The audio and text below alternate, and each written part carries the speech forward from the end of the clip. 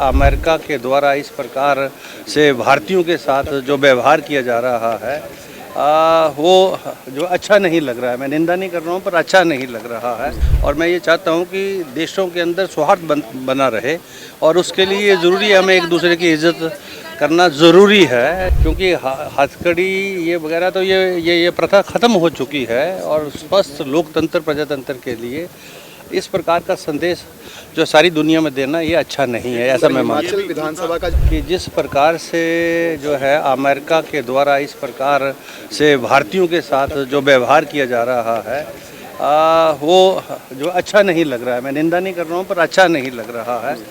और मेरे ख्याल में प्रधानमंत्री जी स्वयं अमेरिका में हैं और इस विषय को बड़ी गंभीरता के साथ उनके साथ उन्होंने टेकअप भी किया है।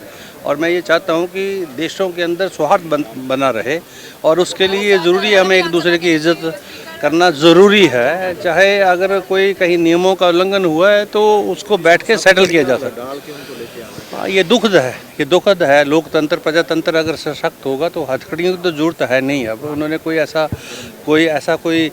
काम नहीं किया है, क्योंकि हथकड़ी ये वगैरह तो ये प्रथा ख़त्म हो चुकी है। और स्वस्थ लोकतंत्र प्रजातंत्र के लिए इस प्रकार का संदेश जो सारी दुनिया में देना ये अच्छा नहीं है, ऐसा मैं मानता हूँ। हिमाचल विधानसभा का जो बजट सत्र है वो 10 से 28 मार्च तक चलेगा। आपने कहा था कि हमारी जो है वो मंथन हुआ था कि 10 मार्च से 10 अप्रैल तक का जो है वो किया जाएगा। हाँ, नहीं, मेरी जो मुख्यमंत्री जी की चर्चा हुई थी उसमें, क्योंकि हम 35 सिटीज़ करते हैं साल में, तो अभी ये इस कैलेंडर ईयर का पहला है, तो हम कर लेंगे 35। तो अभी जो 10 तक था उनका, पर बीच में मेरा ख्याल कुछ सरकारी मजबूरियां हो सकती हैं, इसलिए 10 से लेकर 28 तक का उन्होंने रखा है।